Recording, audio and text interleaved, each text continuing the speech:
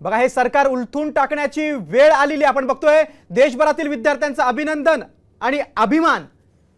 अजूनही दोन मागण्या बाकी आहेत असं राहुल गांधींचं म्हणणं आहे। लोकसभेतील विरोधी पक्षनेते राहुल गांधींचं हे मोठं वक्तव्य, पीएम मोदींनी विद्यार्थ्यांची माफी मागावी अशी मागणी राहुल गांधींनी केली आहे।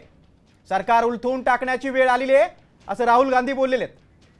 Education Minister Dharmendra Pradhan's resignation is a huge step in rebuilding our education system. It's a symbolic step because he was a symbol, but it is still a big step.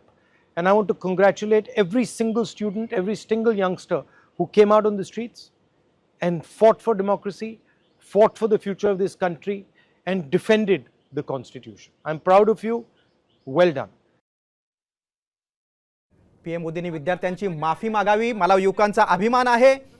हे सरकार उलथून टाकण्याची वेळ आली आहे अशी प्रतिक्रिया लोकसभेचे विरोधी पक्षनेते राहुल गांधींनी दिलेली आहे।